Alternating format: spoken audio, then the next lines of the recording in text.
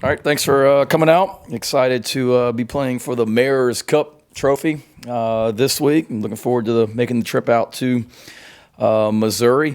Before I get started, I just wanted to wish luck to Coach Staley and her number one ranked women's basketball team as they tip it off this afternoon and start the 2021-22 season. And best of luck to Coach Frank Martin and his team as well. Excited to get out when things slow down football-wise, which hopefully won't be anytime soon, and have a chance to get out there and watch them play. But certainly thankful for their support of our program and my friendship with both of them and how good they've been to me since I became the head coach here at Carolina. So really looking forward to watching them play and wish them luck as they tip off their season this afternoon and tonight as well. Injury-wise, nothing new to report from the teleconference since Sunday. A lot of those guys that had some bumps and bruises after the Florida game on Sunday, the day off on Monday did wonders for a lot of those guys, and we're in a good position health-wise, so nothing new to report there. Congratulations again to Parker White for being the SEC Co-Special Teams Player of the Week, his third time in his career, which is quite an honor.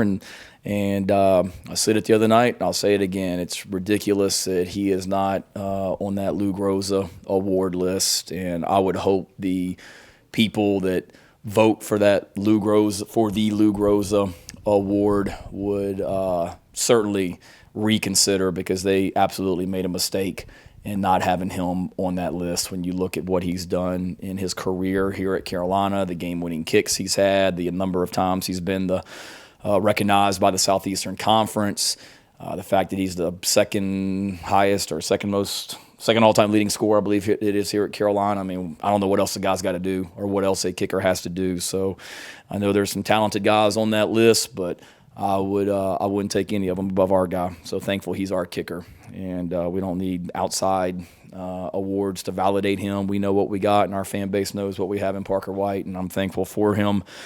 Got a big challenge out in Missouri this week. They've certainly been beat up and had some injuries as the year has gone on, like we have as well. Defensively, they're playing better.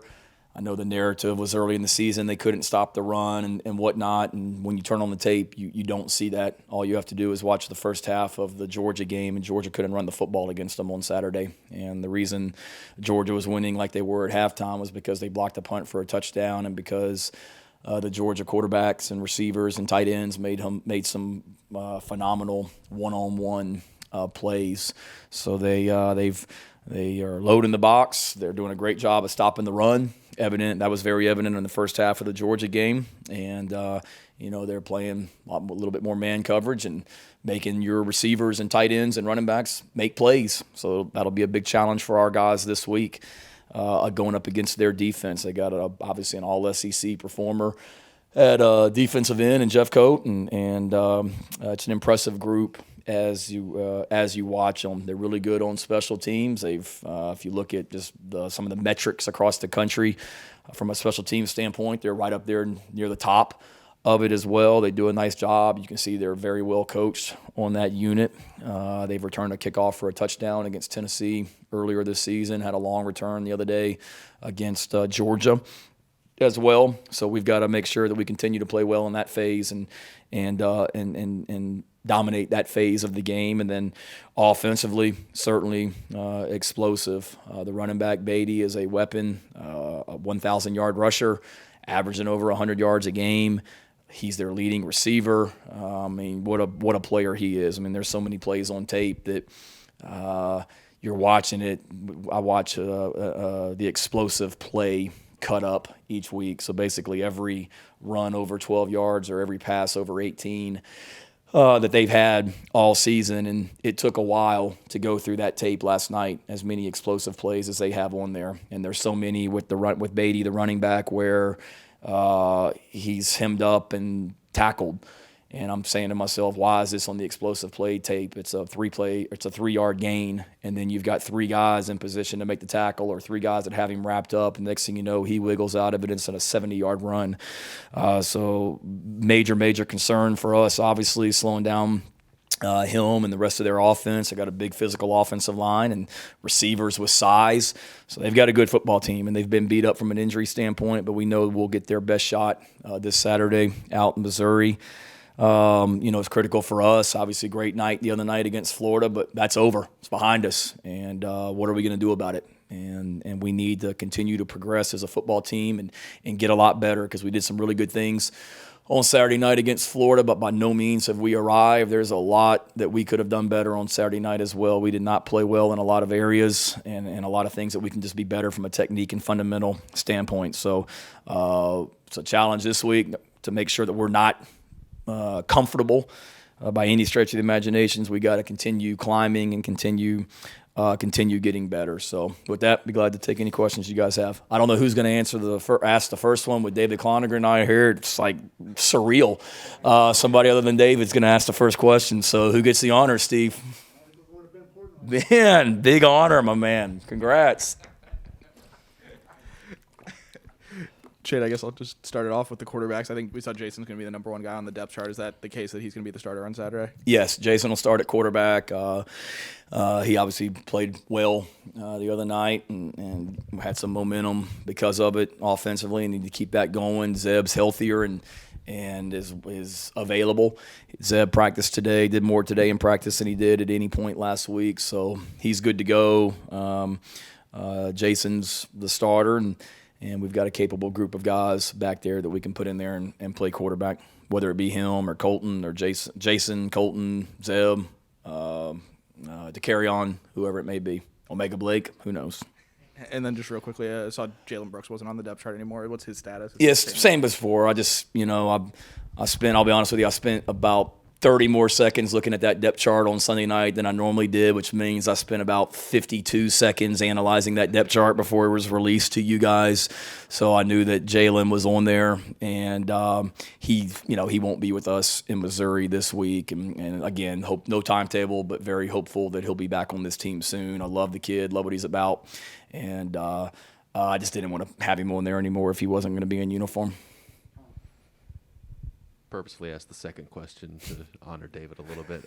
Obviously, with the offense, how much of what you saw on Saturday is replicable going into this Missouri game, and what's maybe next for it in terms of maybe finishing drives or executing a little bit better? Yeah, I would hope that all of it is, and we ran some different schemes the other night that were specific to Florida, but it wasn't like all of a sudden we just came out with a new offense. I mean, we ran a lot of the same plays over and over again Saturday night against Florida.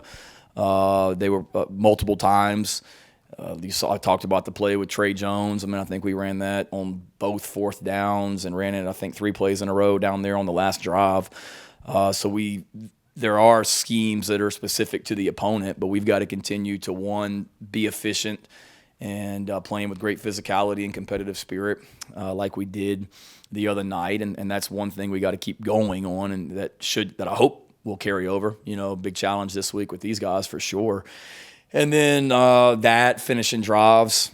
Parker was the SEC Special Teams Player of the Week because we kicked 4 field goals. And as much as I love those field goals, you'd love to have 4 touchdowns there and let him come out there and kick the extra point. So we've got to finish drives, and that's a big challenge for us. We weren't great on third down the other night against Florida.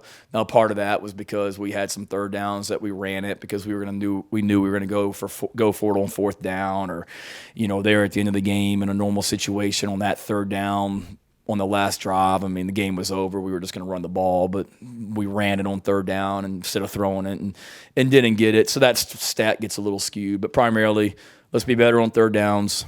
Let's try and score touchdowns in the red zone.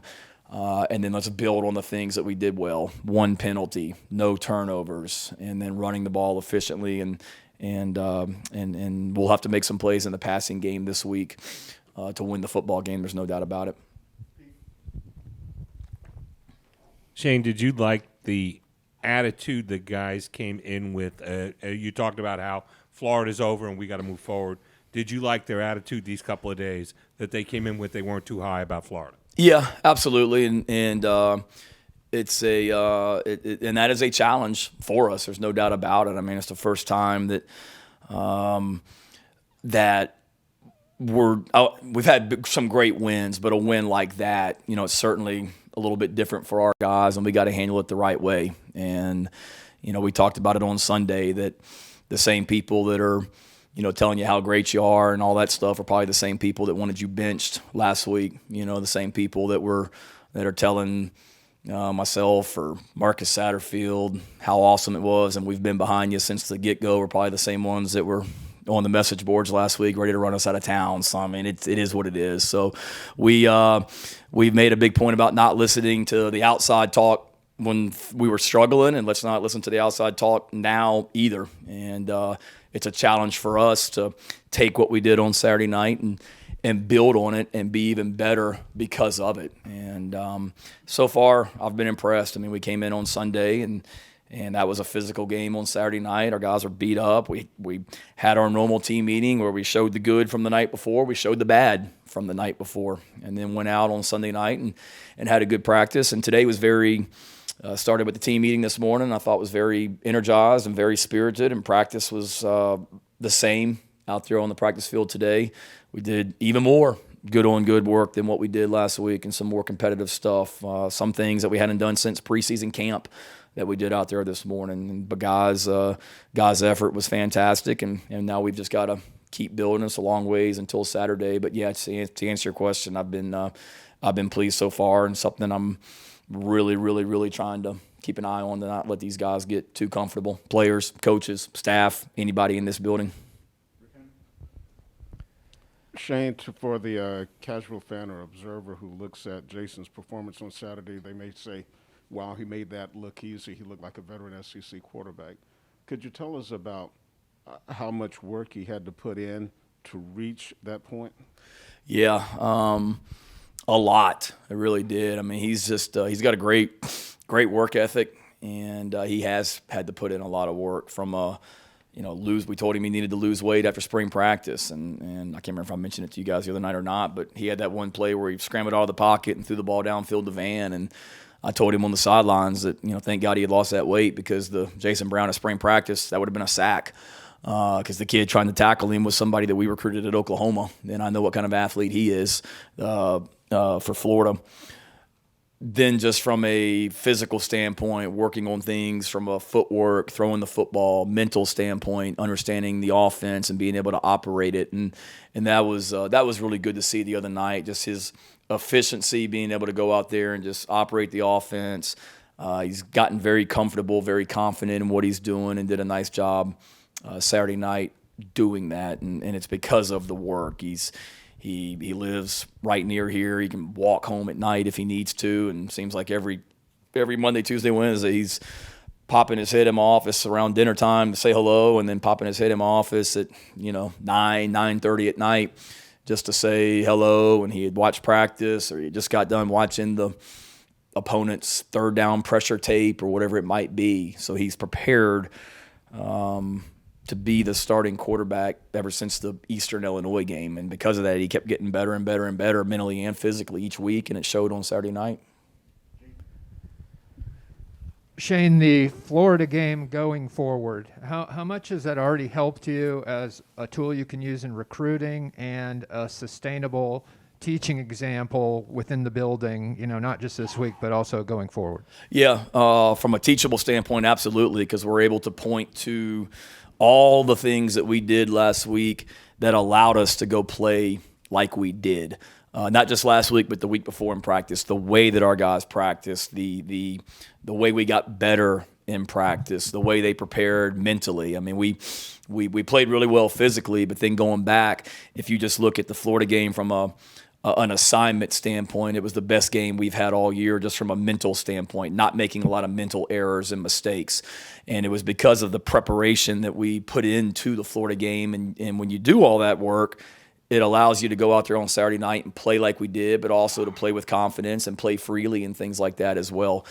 And then from a recruiting standpoint, it's been impactful already. A lot of prospects that were at the game on Saturday night, some that have been here for games before, some that was their first experience. A lot of prospects that weren't at the game that I had text messages from right afterwards. And then, frankly, I'll be honest with you, it's some guys that early, I'd say in the summertime or early in the season, I couldn't get them to return a text or answer a phone call or whatever it might be. And now some of those guys are showing some more interest. So I think it's a great statement about where we are right now, but where we're going. And if anything, it's just, I think a lot of these prospects from talking to them were just, they love the way that our young men played and the passion they played with and how hard they played and the love that was evident on that field and on the sideline for each other. And then credit, Justin King and our social media team and all they do as well that gets that message out there as well of what goes on in this program, not just out there on the field, but behind closed doors and in the locker room also. We got a special group of people in this building and more people are seeing that week in, week out. Shane, earlier this morning, Marshawn Lloyd mentioned that there was a player-held meeting. I'm not sure if you were aware of that before today, but a point being is, we hear all the time in football, right? These cliche things, especially with trying to change a program, right? Culture and what does that actually look like behind the scenes for people that don't know exactly what that is and have never been part of a football program, and what can this do leading forward, not just heading into this game, but just what you guys are trying to create big picture? Yeah, the best teams I've been around, they have great leadership from within, and we've really worked hard to develop the leadership on this team and guys that already are leaders of the team, guys that maybe weren't at the beginning of the season that we're trying to not necessarily make leaders, but increase their leadership ability and role. Every Sunday we have a team meeting, but before the team meeting here in this room, our group of leaders on this team, they come in here and meet, and sometimes I come in, but it's always Derek Moore and Connor Shaw and Luke Day and Chip Morton come in here with them, and those are really good meetings as well. And I was aware of the meeting. Some of the guys came to me and told me they wanted to have one, which I was all for. I didn't ask what they talked about. Still don't know. Obviously, it was pretty good, so they may need to do it again this week. But I think that's great. It just shows guys taking ownership, and it's cool when you hear the message that we as coaches or myself as the head coach talk about during the week, and then you hear the players saying that back to each other. You hear them talk about it in a press conference or whatever it may be. So it's very impactful and something that all great teams need, in my opinion, is the leadership from within. I mean, there's only so much I can say and do when I stand in front of them and talk. It needs to be them, and when their peers say it, and it's JJ saying it or Aaron Sterling or whoever, when those guys are saying it to the other guys, Jabari Ellis, Nick Muse, carry on Joyner, on and on and on, it has even more impact. Earlier this season, Luke and Zeb were saying how no matter who was starting, they were genuinely supporting each other, always helping each other both on and off the field. Have you seen similarities with Zeb and Jason through this process as well? Yeah, very much so. Zeb's been awesome to Jason. Last week during the week, those guys are up here at night on their own. They'll come in here on Tuesday nights, and I think they get pizza and they sit in the quarterback meeting room and they just watch tape together. And when Luke was the starter, they were all in there. When Zeb was the starter, they were all in there. Luke was leaving to get surgery the very next morning. I think it was 3 weeks ago, and he's in there late at night with them on Tuesday, and I think he was leaving at like 5 a.m. the next day to go get surgery. Luke Doty was. And then last week with Jason being the starter, those guys are in there. So they are all supportive of each other, and credit Zeb. He was a fantastic coach before he became a player again, and he'll be a great coach when he's done playing, but he was great with Jason. He was great with Jason last week, and he was great with Jason during the game as well, because Zeb's on the headphones, so he hears everything that we are saying as coaches. So between series, with Sap being in the box, Zeb's on the field, and he's able to be like a player coach almost. coaching Jason up and helping him and talking to him, and it was really cool to see the way those guys are supporting each other. And then back out on the practice field, this morning, because it's it's not an easy situation for Zeb. Zeb goes from starter to not starter to back to starter to not starter, but he's such a pro and has handled it great and is a big part of the success in that quarterback meeting room. Shane, I'm curious if you've had the distinct pleasure of meeting Little Chomp yet. I have not. I saw Little Chomp on the video, but I haven't actually had a chance to see Little Chomp in person. No. And I guess on a serious note, I know every coach's philosophy is a little different as it pertains to this, but do you talk to the guys about the possibility of winning another game and getting to a bowl game, or is that something that you just kind of just don't address until it happens? Yeah, we addressed it this morning in the team meeting just because it'd be naive for me to think they're not talking about it, because I'm sure they're hearing it on the outside and they know. But we addressed it briefly this morning that every time you think about getting bowl eligible, stop. And just think about at that moment what you got to do to prepare to play your very best against Missouri. Because we don't want to be thinking about, it's the whole process and result thing. Let's not think about what the result on Saturday. It's the process during the week to prepare ourselves to go play great on Saturday. But I did address it, briefly this morning as well. And said, look, we're not going to talk about that. We're not talking about Florida. We're not talking about getting bowl eligible. It's being our very best to go compete against Missouri because we expect to fully get their best shot this weekend. I mean, they're sitting there 4-5, and they're fighting their rear ends off to find 2 wins at least down the stretch as well. And we're the next opponent for them, and you can see them getting better as the year goes. So they have our full attention, and we better be ready to play at a high level on Saturday against them because we fully expect them to be at the highest level they've been all season. Hey, Shane, Corey took my question, so I'm going to ask something I didn't get a chance to ask you after the game Saturday. On that 4th-and-1 conversion in the third quarter that set up the Jaheim touchdown, Yeah. notice on the sideline you yelling at your offensive line, move them, and then after they converted, it looked like you were more animated after that play than any of the touchdowns or anything else that game.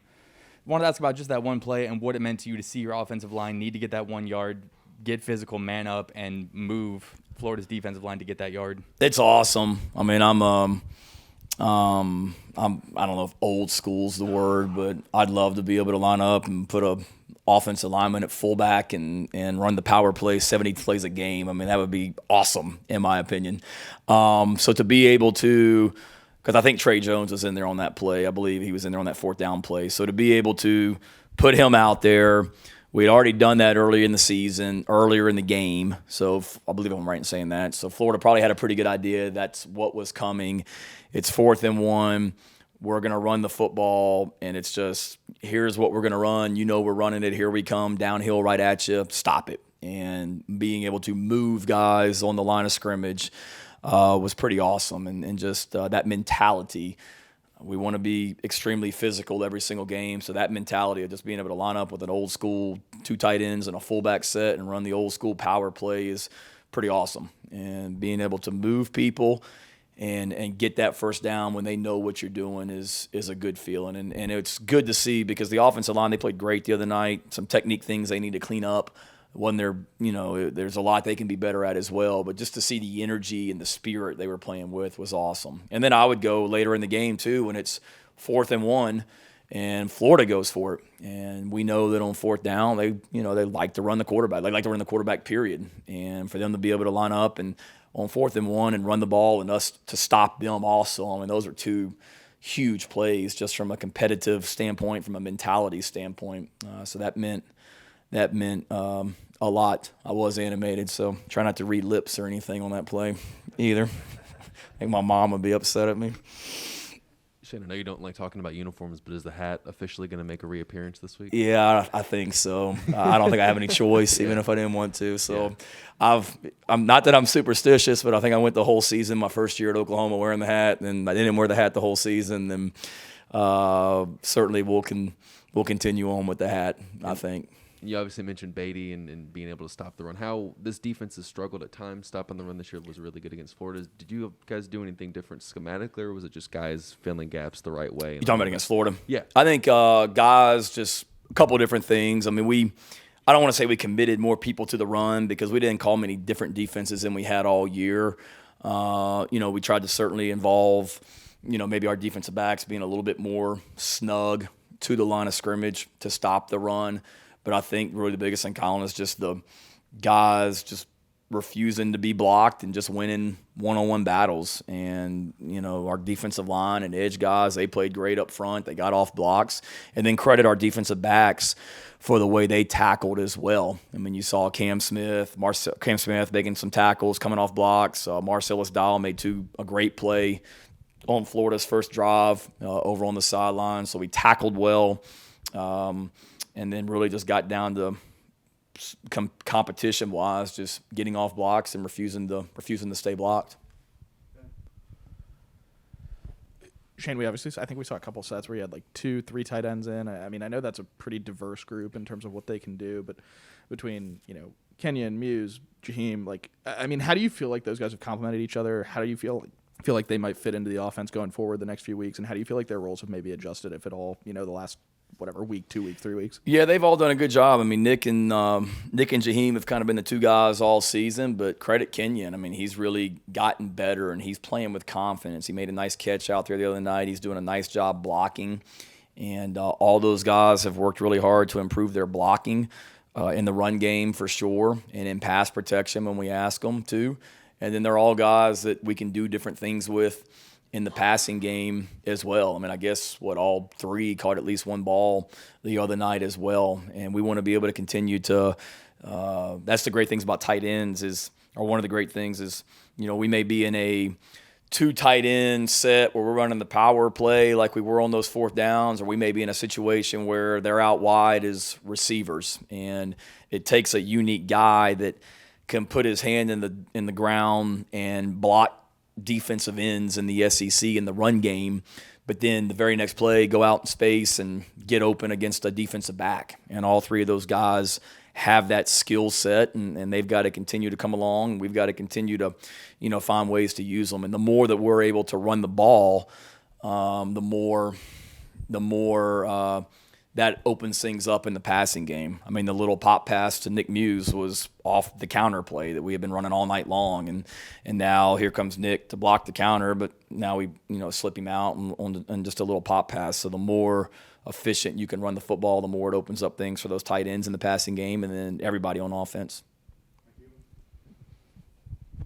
Shane, I know people in the media, we've probably given this to fans because they're curious and everything right now from a COVID year, whatever you want to call it. Can you kind of explain what it kind of looks like? Because obviously, like a guy like Jason Brown, he does have the option to be able to return. I'm not going to go down the list as this guy comes back, but how does that kind of work in terms of dealing with that once the season ends in comparisons to years past? Yeah, it's certainly a challenge, the COVID year, meaning that basically 2020 didn't exist. From an eligibility standpoint is probably the simplest way to put it. That, if you were a junior in 2020, you're a junior in 2021. If you were a senior in 2020, you're a senior in 2021.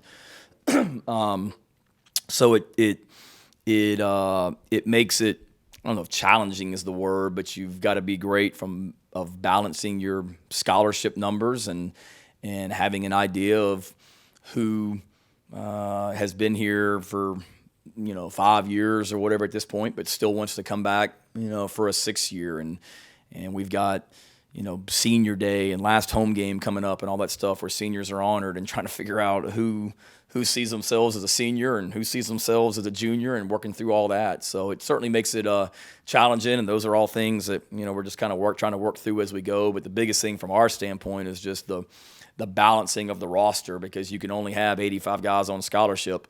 And those guys that, as we go forward, I mean, you gotta balance those numbers and make sure that you don't have more freshmen coming into your program and not enough people that are transitioning out of the program from a number standpoint. Shane, schematics aside, did Sat's play calling just feel different on Saturday night, and just how would you just kind of describe how he was able to, just kind of piece that game together play by play. Yeah, I think when you're able to run the ball and you're able to stay on the field, it certainly feels different and looks better without a doubt. When you're moving the ball forward and you're not having a bunch of 2nd and 11s and 2nd and 12s and 3rd and longs, it certainly is easier. We talk all the time about staying on schedule. At 1st and 10, let's get it to 2nd and 6, not 2nd and 11. So we were able to stay on schedule, and then I thought Sat and the offensive staff just did a really nice job of really, like we do all opponents, but really breaking Florida down, understanding when we lined up in these certain formations and they lined up this way, what we were most likely going to get defensively, coverage-wise, pressure-wise, whatever it may be, and then having, plays to attack that. And Jason had great confidence in the plan, and it all just, flowed together for sure. But a lot of that is done, obviously, during the week, the preparation leading up to the opponent, where you get out there on Saturday, and things were certainly, clicking from the flea flicker on the first play to whatever else. Things just things flowed very easily for sure. All right, thank y'all. See you in Missouri. Take care.